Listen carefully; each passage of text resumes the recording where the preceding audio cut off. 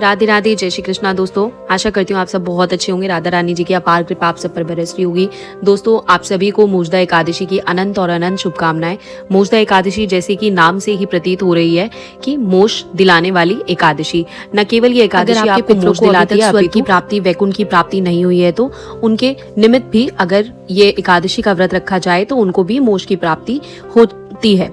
अगर आप लोगों का भी पुनर्जन्म पुनर्मनम अर्थात बार बार जन्म लेने की और बार बार मरने की जो प्रतिक्रिया है वो विश्राम हो जाती है और आपको भी मोक्ष की प्राप्ति होती है। जैसे इस एकादशी का नाम है मोक्ष दिलाने वाली एकादशी, वैसे ही इस एकादशी का कर्म है जीते जी भी इंसान को मोक्ष दिला देती है। और कहते हैं इस एकादशी का व्रत रखने से न केवल आपको मोक्ष की प्राप्ति होती है, आप तो सीधा वैकुंठ धाम की प्राप्ति हो जाती है। इस एकादशी पे जिसके भी प्राण पखेरु उड़ते हैं, अर्थात इस एकादशी पे जो भी अपना शरीर, ये मानव रूपी शरीर छोड़ता है ना, वो सीधा वैकुंठ धाम में जाता है। उसके लिए वैकुंठ धाम के दरवाजे खुले रहते हैं। अगर आपको भी आपके ड्रीम में, आपके सपने में आपकी यंगस्टर आ रहे हैं, आपके सपने में आ रहे हैं, कुछ बात कर रहे हैं, कुछ बोल रहे हैं, या फिर लोग आपको बता रहे हैं कि आपकी कुंडली में पितृदोष है, ये है, तो आप मोक्षदा एकादशी का व्रत रखकर अपने पितरों को जो है इस एकादशी का फल अवश्य दीजिए। अपने पितरों को इस एकादशी का फल कैसे देना है, ये भी इस वीडियो के अंत में मैं आपको बताऊंगी कि किस प्रकार से हम इस एकादशी का व्रत खुद के लिए ना रखकर अपने पितरों की मुक्ति के लिए रख सकते हैं, ठीक है ना। क्योंकि आप सभी लोगों को पता है कि हर एकादशी खास नहीं होती, लेकिन जो ये एकादशी है मोक्षदा एकादशी, ये अपने नाम के अनुसार ही फल देने वाली एकादशी है। इस एकादशी को गीता जयंती भी बोलते हैं क्योंकि भगवान श्री कृष्ण जी ने जो उपदेश इसी एकादशी पे दिया था। और कहते हैं कि इस एकादशी पे गीता का पाठ करना, गीता बांटना, गीता का श्रवण करना बहुत ज्यादा माना जाता है, बहुत महत्वपूर्ण माना जाता है। इस एकादशी पे वैसे तो आप डेली जो भी पूजा करते हैं, जैसे भी पूजा पाठ अर्चना करते हो, वो करनी ही करनी है, लेकिन इस एकादशी पे एक चीज और करनी है। जो वो चीज ये है कि इस एकादशी पे आपको गीता का पाठ करना है। पूरे घर को बैठ जाना है, एक गीता लेनी है और गीता का पाठ अवश्य करना है। संस्कृत में ना पढ़ पाओ तो आप हिंदी में गीता का पाठ कर लेना। कोई ऐसा नहीं है कि आपको संस्कृत में ही करना है, आप हिंदी में भी पढ़ सकते हो। दोस्तों, कई बार कुछ लोग ऐसा सोचते हैं कि हमें 24 साल हो गए एकादशी का व्रत रखते हुए, लेकिन एकादशी का फल नहीं मिल रहा। 25 साल हो गए एकादशी का व्रत रखते हुए। भाई, सही तरीके से एकादशी का व्रत रखने पर ही एकादशी का व्रत का संपूर्ण फल मिलता है। दोस्तों, आप लोग ये समझ लीजिए, एकादशी के नियमों का पालन करना बहुत जरूरी है। नियमों का सही तरीके से आपको पालन करना चाहिए। 10वीं तिथि पर कुछ नियम होते हैं, एकादशी पर कुछ नियम होते हैं जो, और द्वादशी तिथि पर भी कुछ नियम होते हैं। जैसे कि 10वीं तिथि पर लहसुन, प्याज, मांस, मदरा, मसूर की दाल का सेवन नहीं करना चाहिए।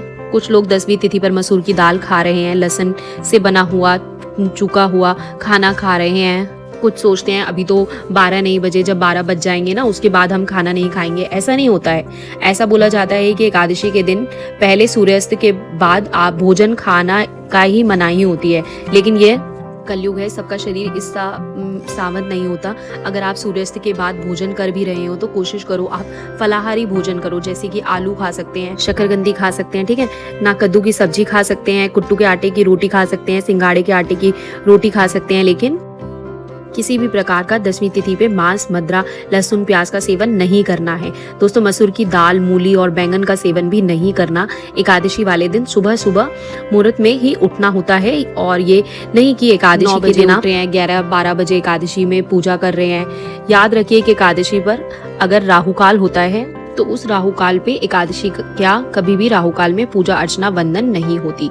एक बात बताऊं, इस एकादशी पर भद्रा का भी साया है, लेकिन इस बार जो भद्रा है ना, वो तो मृत्यु लोक में है, ना ही वो पतपाताल लोक में है। इस बार की जो भद्रा है वो स्वर्ग लोक में है। ऐसा शास्त्र में वर्णन आया है कि जब भी स्वर्ग लोक में भद्रा होती है तो उसका शुभ परिमाण पृथ्वी लोक पर प्राप्त होता है। तो भद्रा काल में की गई पूजा अर्चना वंदना अनंत गुणों फल की प्राप्ति होती है। अगर भद्रा का साया पृथ्वी लोक पे नहीं होता और भद्रा का साया स्वर्ग लोक पे होता है और उस समय पे कोई पूजा करता है तो उसका डायरेक्ट स्वर्ग में वास मिलता है उस पर्सन को।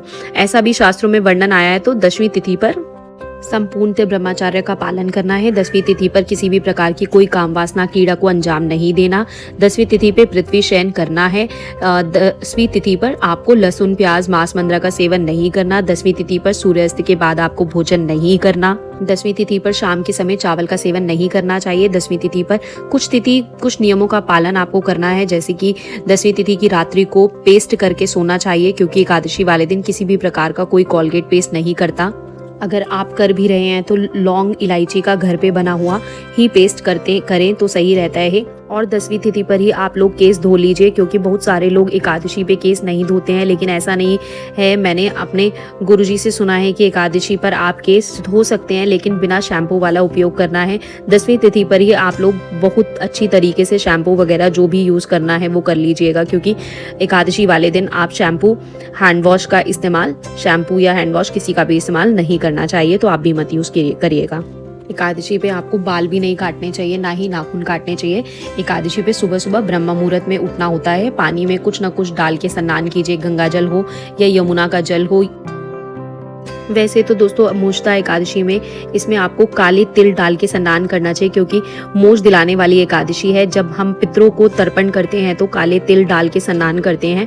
तो मोक्ष दिलाने वाली एकादशी में जब भी हमको मोक्ष की कामना होती है तो काले तिल का उपयोग बहुत सर्वोत्तम होता है। डाल के आपको स्नान करना है। स्नान करने के बाद आपको पीले रंग के वस्त्र पहनने हैं। लड्डू गोपाल घर पे है तो उनको पंचामृत से स्नान कराना है, या फिर जुगल जोड़ी आपके घर पे है तो आपको पंचामृत से स्नान करा सकते हैं। याद रखिए पूरे दिन किसी की निंदा चुगली नहीं करनी होती। स्नान कराने के बाद आपको पीले रंग के कपड़े पहनाने हैं। अगर पीले रंग के वस्त्र नहीं है तो आप कोई भी वस्त्र पहना लीजिएगा, लेकिन वो साफ सुथरे होने चाहिए, धुले होने चाहिए। धुले हुए वस्त्र होना कंपलसरी होता है, और हो सके तो पीले रंग के आप धुले हुए ही वस्त्र पहनाएं तो ज्यादा अच्छा है। उसके बाद आप एकादशी के व्रत का संकल्प कीजिए। देखिए बिना संकल्प के कोई भी व्रत आधा अधूरा माना जाता है। संकल्प कीजिए। वैसे तो संकल्प चावल से लिया जाता है, लेकिन एकादशी में चावल का उपयोग नहीं करते, इसलिए लौंग इलायची लीजिए। आप 1 या 2 सिक्का लीजिए। श्री विष्णु जी का नाम लीजिए। श्री विष्णु मेरा नाम प्रियंका है, मेरा गोत्र ये है, मेरा निवास स्थान वृंदावन है। मैं मोक्षदा एकादशी का व्रत फलाहार करूंगी। इस व्रत में भगवान मेरे को व्रत को पूर्ण करने की शक्ति दे। जो भी सामग्री है वो आप भगवान श्री हरि विष्णु के चरणों में चढ़ा दीजिएगा, और जो भी प्रतिमा भगवान की आपके पास है उनके चरणों में चढ़ा दीजिएगा, या फिर सूर्य भगवान को जिस लोटे में आप जल देते हैं उस लोटे में चढ़ा सकते हैं। ये सारी सामग्री सूर्य भगवान को समर्पित हो जाएगी। जो पैसे इसमें मिले हैं उसमें आप पैसे को उठा के उसमें कुछ पैसा और अमाउंट जोड़कर एकादशी वाले दिन आप किसी को दान कर दीजिए। जिसको भी ज़रूरतमंद व्यक्ति हो उसको आप दान कर दीजिएगा। उसके बाद अपने संकल्प ले लिया। उसके बाद आपको अपने कथा पढ़नी है। हर एकादशी पे अपनी एक कथा होती है, तो आप किताब में देख लीजिएगा जो मोक्षदा एकादशी की, वो आप कथा पढ़ लीजिएगा। तत्पश्चात आप लोगों को भगवान का भोग लगाना होता है, और उसके तत्पश्चात आपको आरती इत्यादि करनी होती है। पूरे दिन किसी की निंदा चुगली इत्यादि नहीं करनी होती है दोस्तों। तो एकादशी वाले दिन सोने की मनाही होती है। आराम कर सकते हैं, लेट सकते हैं, लेकिन दिन में सोना नहीं होता है। एकादशी पे शाम की पूजा का भी विशेष महत्व होता है। शाम को तुलसी जी की पूजा करनी चाहिए। तुलसी जी के सामने एक घी का दीपक आपको जलाना चाहिए। घर के मुख्य द्वार पर 2 घी के दिए आपको जलाने चाहिए। एक दीपक जो है मोक्षदा एकादशी, और मोक्षदा एकादशी वाली एकादशी है तो एक दीपक आकाश में भी आप दीपदान करना चाहिए आपको। उसके तत्पश्चात क्या करना चाहिए? उसके तत्पश्चात आप सभी लोगों को वे एकादशी वाले दिन संपूर्ण ब्रह्मचर्य का पालन करना चाहिए, जो बहुत जरूरी है। दोस्तों 10वीं तिथि पर एकादशी के व्रत का संपूर्ण फल तभी मिलता है जब आप इन तीनों दिन ब्रह्मचर्य का पालन करते हैं। आपने जैसे व्रत रखा है आपको उस प्रकार से व्रत का विश्राम करें। फलाहार खा के रखा है तो फलाहार खाइए, निर्जला रखा है तो निर्जला खाइए, ठीक है ना। संकल्प आपने जिस व्रत का किया है उस तरीके से ही आपको ये व्रत अपना पूरा करना होता है। अगर आपने निर्जला रखा है, जैसे मैं निर्जला रखूं, तो फिर हमें पानी नहीं पी सकते, इसीलिए आपको आपके शरीर की कैपेसिटी के हिसाब से ये व्रत रखना है। अगर आप जैसा रखना चाहते हैं, जैसे आपकी बॉडी अलाउ करती है, आप उस तरीके से ही संकल्प लेंगे और उसी तरीके से ही अपने व्रत को पूरा करेंगे। दोस्तों अब बारी आती है अगले दिन द्वादशी वाले दिन भी सुबह सुबह जल्दी उठना चाहिए। हम व्रत हमेशा सही समय पे ही वासन समय पर निकलने के बाद ही खोलना चाहिए। जब हरिवासन समय निकल जाता है उसके बाद ही व्रत का पालन करना चाहिए, क्योंकि हरिवासन समय पे की गई पूजा अर्चना वंदना का बहुत अनंत गुना फल मिलता है। इसलिए हरिवासना के समय में पूजा अर्चना वंदना विशेष तौर पर अवश्य करनी चाहिए। हरिवासन समय निकलने के बाद ही आपको व्रत का धूमधाम से पालन करना चाहिए। अब मैं आपको बता दूं कि एकादशी का व्रत जो है वो कब है। एकादशी तिथि जो प्रारंभ हो रही है दोस्तों वो बुधवार वाले दिन 11 दिसंबर को हो रही है। 3:42 पे स्टार्ट हो जाएगी रात को, मतलब रात का सुबह ही आप हो जाएगी। 3:42 पे एकादशी तिथि का प्रारंभ हो रहा है। 12 तारीख को दिन गुरुवार को एकादशी का विश्राम हो जाएगा। लगभग रात को 1:09 पर 11 तारीख को पूरे दिन की एकादशी रहने वाली है और जैसे ही 12 बजे वैसे ही 1 बजे के बाद एकादशी तिथि विश्राम होने वाली है। तो 11 तारीख को पूरे दिन के अनुसार आपको 11 तारीख को एकादशी का व्रत रखना है। 11 तारीख को ही वृंदावन धाम में एकादशी का व्रत रखने वाले हैं। भद्रा का साया है, उसमें कोई भी असर नहीं पड़ता। भद्रा का साया है जो हम कैसे करेंगे, इस टाइम पे आपको जो पूजा का शुभ मुहूर्त मिल रहा है वो सुबह 7:02 से लेकर 8:02 तक का मिल रहा है। बहुत सर्वोत्तम मुहूर्त है दोस्तों। इस टाइम पे की गई पूजा आपको सभी प्रकार का लाभ देगी। एक बात मैं और आपको बता दूं कि जो भद्रा का साया है स्टार्ट हो रहा है वो दोपहर 2:30 बजे के आसपास हो रहा है कि अगले दिन 1 बजे तक रहने वाला है। लेकिन भद्रा जो है वो अशुभ परिणाम देने वाली नहीं है, इसलिए आपको कोई भी टेंशन लेने की ज़रूरत नहीं है। अगर आप 7 बजे से लेकर 8:02 तक पूजा अर्चना वंदना कर सकते हैं तो बहुत ही सर्वोत्तम है। और आप लोगों को ये ध्यान रखिए कि एकादशी जो है वो 11 तारीख को रखी जाएगी एकादशी का व्रत, और 12 तारीख को एकादशी के व्रत का पारण होगा। पारण भी विशेष होगा क्योंकि मोजदा एकादशी है। इस एकादशी को अपने पितरों को कैसे समर्पित करना है, जब आप संकल्प ले रहे हो तो एकादशी वाले दिन आपको क्या बोलना है, श्री विष्णु श्री विष्णु श्री विष्णु। मेरा नाम प्रियंका है, मेरा गोत्र ये है, मैं वृंदावन स्थान से हूँ। आज मैं पूरी विधि विधान से मोजदा एकादशी का व्रत रख रही हूँ, जो व्रत मैं फलहार खा के रखूंगी।